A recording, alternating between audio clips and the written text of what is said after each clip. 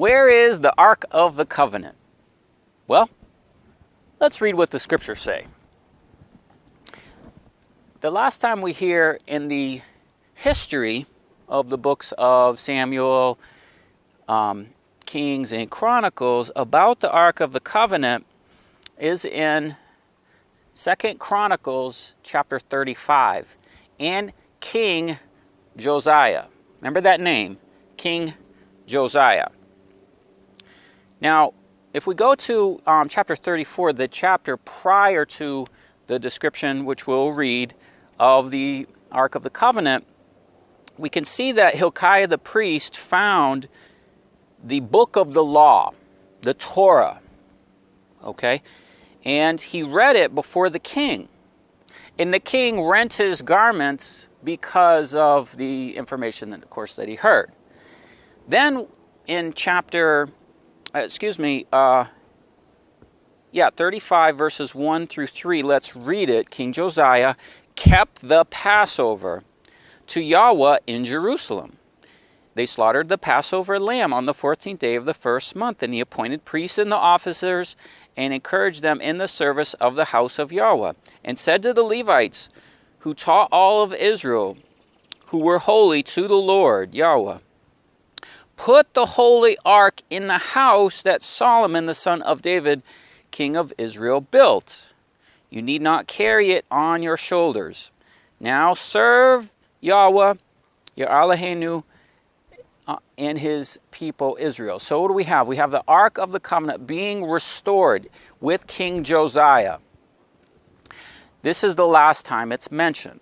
Now, this is prior to the Babylonians destroying Jerusalem.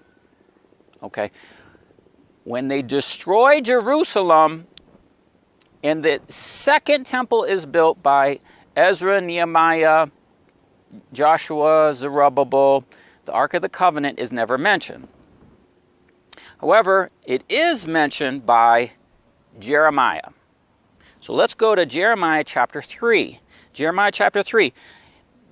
Yahweh said unto me in the days of Josiah the king. Oh, remember Josiah? So it was Josiah that read the Torah. Okay, the law, the book of the law was open to him. He received it. And then what did he do? He put the Ark of the Covenant back in the Holy of Holies.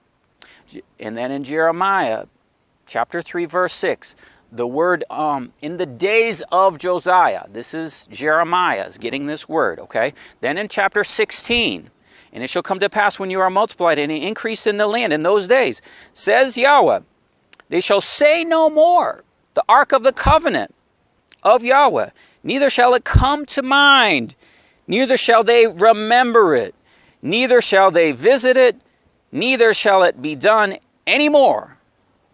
Okay, so Jeremiah gets this word to tell to Josiah in the days of Josiah. He prophesies this word. The Ark of the Covenant, all right, will not come to mind. You will not remember it. You will not visit it. Neither will it be done anymore. Okay? Well, why is this?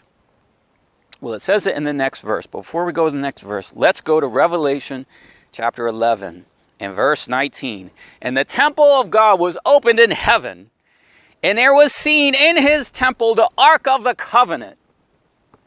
And there were lightnings and voices and thunderings and an earthquake and great hail.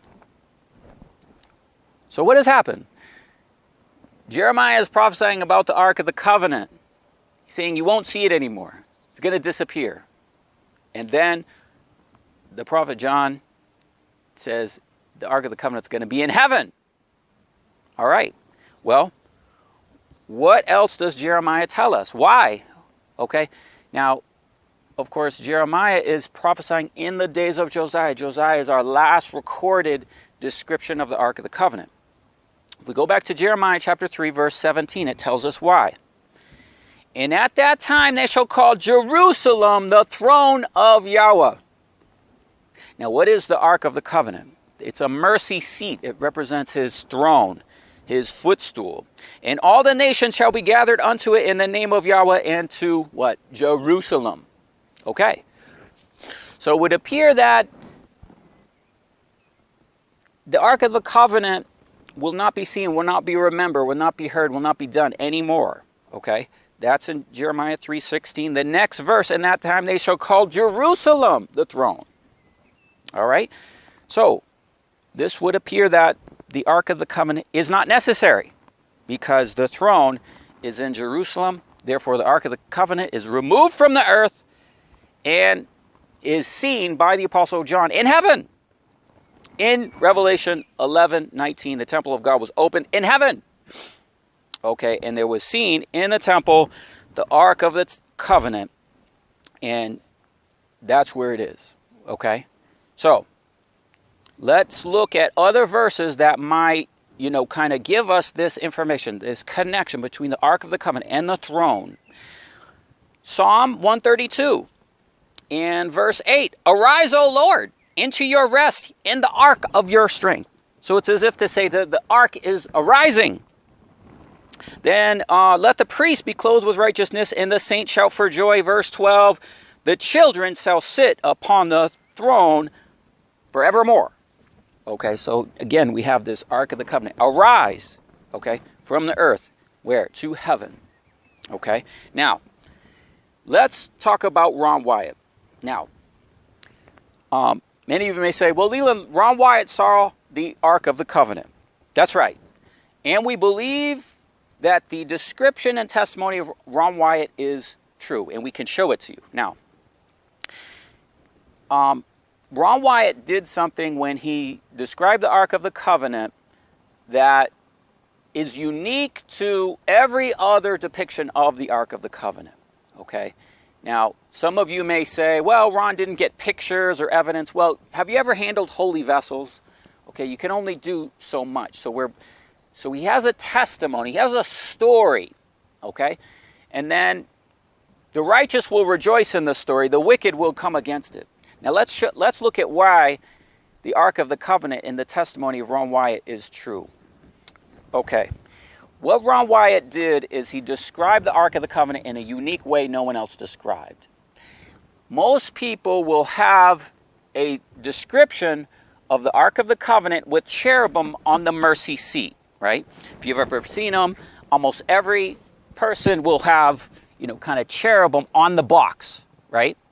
So if Ron Wyatt was fabricating his story, he would have probably described the same thing. He would have said, okay, the cherubim are on the mercy seat, on the box, okay? But he didn't. Ron Wyatt said the cherubim were on the sides. Okay, they were on the sides, so the mercy seat was open. And then they were standing on the sides and their wings touched one another. Now, there's two reasons why this is important. Number one, the priest would take the blood and he would sprinkle it eastward on the mercy seat. Now, if you have cherubim on the box, it doesn't matter which side, but when you sprinkle the blood, you're sprinkling it on a cherubim. It's not going to hit the east portion of the Ark of the Covenant. You see that? So you can't have cherubim on the box. They have to be on the side. So that way when you sprinkle on one side of the Ark of the Covenant, the blood will go on the seat, the mercy seat. That's how you make atonement. Okay? Now the other thing is that the cherubim, once they're on the side, they begin to form something called the chariot of the cherubim. And proportionally, the cherubim, once they're standing, this is consistent with Ezekiel chapter 1, with the chariot of the cherubim that Solomon builds in the temple. Okay, I have a whole other video on this. I don't have the time to get into it. But the simple fact that the cherubim are standing on the sides of the box. They're not on top of the box. It's a seat. It's his footstool. Okay?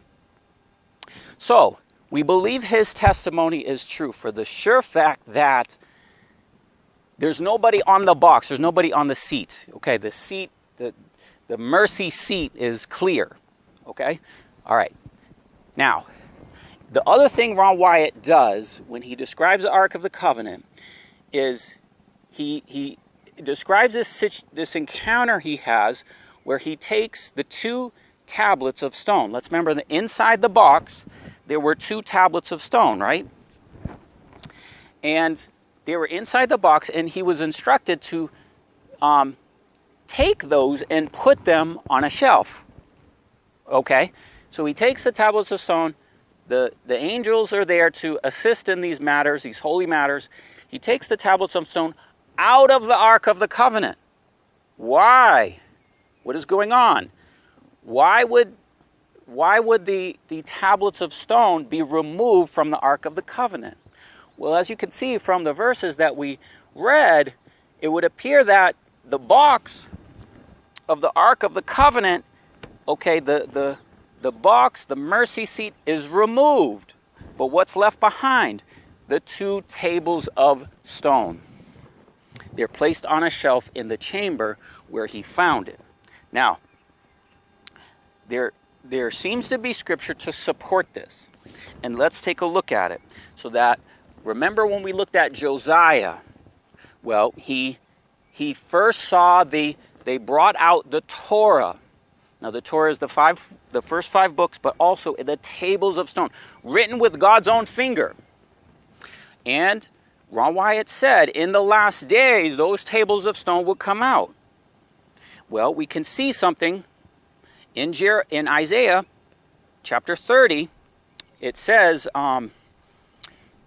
go, write them in a table, tables of stone. Go write the prophecy. And note it in a book, that it might be for a time to come. So it would appear that the tables of stone were removed from the Ark of the Covenant, placed in the chamber, because in a time to come, the Ark of the Covenant would be removed from the earth, be taken to heaven. But what's left behind? The tables of stone, for a time to come, forever and ever. That this rebellious people, the lying children, that they would not hear the Torah of Yahweh. Okay, so again, the Torah is the first 5 books, but it's also the 10 commandments, the tables of stone, written with God's own finger. Okay, that will come out in the last days, at a time to come. All right, and that it would be the Ark of the Covenant that's removed, that would not be seen anymore in the earth, like it says in Jeremiah 3:16. Come to pass in those days, they shall say no more the Ark of the Covenant, neither shall come to mind, neither shall they remember it, neither shall they visit it, neither shall be done anymore. Okay, so the Ark of the Covenant is removed. Why? Because at that time they shall call Jerusalem the throne of Yahweh. So the throne then would be Jerusalem, but the tables of stone would come out at a time appointed. Okay, so it's quite possible that's why Ron was instructed to take the tables of stone out of the Ark of the Covenant, leave them in the chamber, so that the Ark of the Covenant would then be removed from the earth, and then the tables of stone will be that which came out in the last days. Now I want to also testify that this is all about the king seated on the throne. In Deuteronomy 17:18, it shall be that when he sits upon the throne, when the king sits upon the throne of his kingdom, that he shall write a copy of the Torah in a book, which is before the priests and the Levites. So the king was to scribe the Torah. You see that? And that's what we see in the book of Revelation. We see the scroll in the right of hand of him that was on the throne, and the Lamb releasing that scroll. Okay, so what does this mean? It means that the Ark of the Covenant is not going to be seen in the earth, guys. All the people looking for it, no one's going to find it. But what's going to happen is, just like Ron Wyatt, God's going to have a servant come out and bring the tables of stone out in the last days. Okay? That's what's going to happen. So thank you for watching, and God bless you.